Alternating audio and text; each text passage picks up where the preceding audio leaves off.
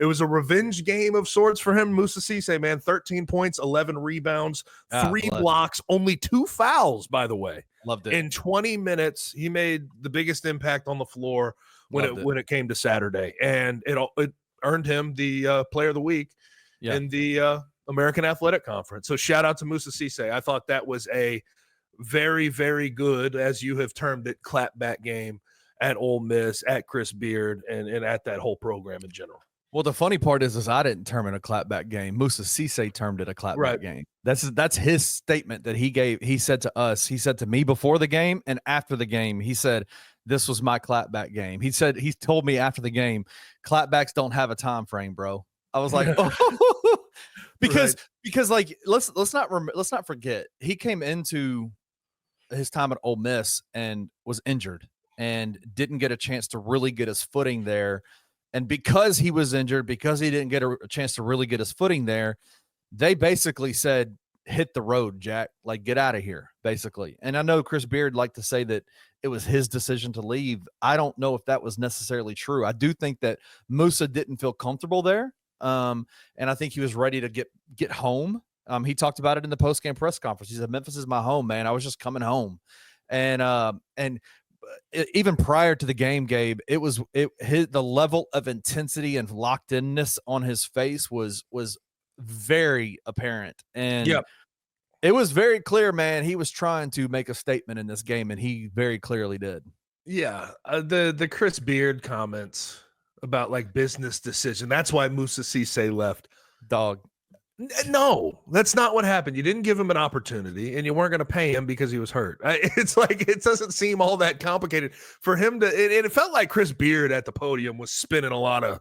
Dude, he was salty as hell, bro. He was really trying to go full spin zone with everything that was going to be asked him. He did that with Moussa. And then he also said that was the best game that Memphis has played all year. With respect, no, it isn't. No, it wasn't. They've shot 50% from 3 and kept their turnovers under 10 multiple times this year.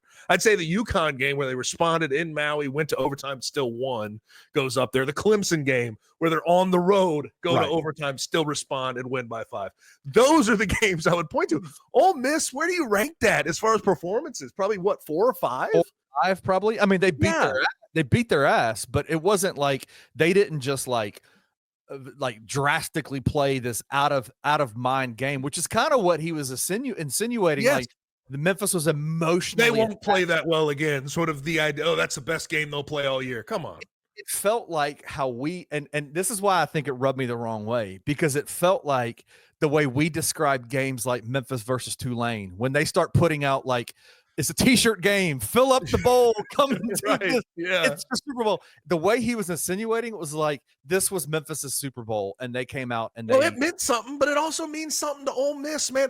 I looked at the stats, and if you were watching the damn telecast, you know this to be true. You can't play this as Super Bowl because Ole Miss, when they come to Memphis, they know they don't win very often, so they want to go win. They're 100%. Now 22. Memphis is 22-3 at home all time against Ole Miss. Come on, man. I mean, like, it's just ridiculous to me that he was sort of playing that card, but he was playing a bunch of cards to try to insulate himself. It was very bizarre from Chris Beard in the postgame. And I'll say this, being on the floor, I was on the floor on the Ole Miss side. He is the most disengaged head coach I've ever seen on a sideline. Disengaged. Really, just like things going bad. Just set the entire time. Quiet. And was just like this. Like his assistants next to him were going crazy. And like, there was like 1 or 2 times where he got up and said, I was like, I mean, other media members were like taking pictures of him going, we've never seen a head coach like this. Why is he so disengaged? It was weird. It was weird. Yeah.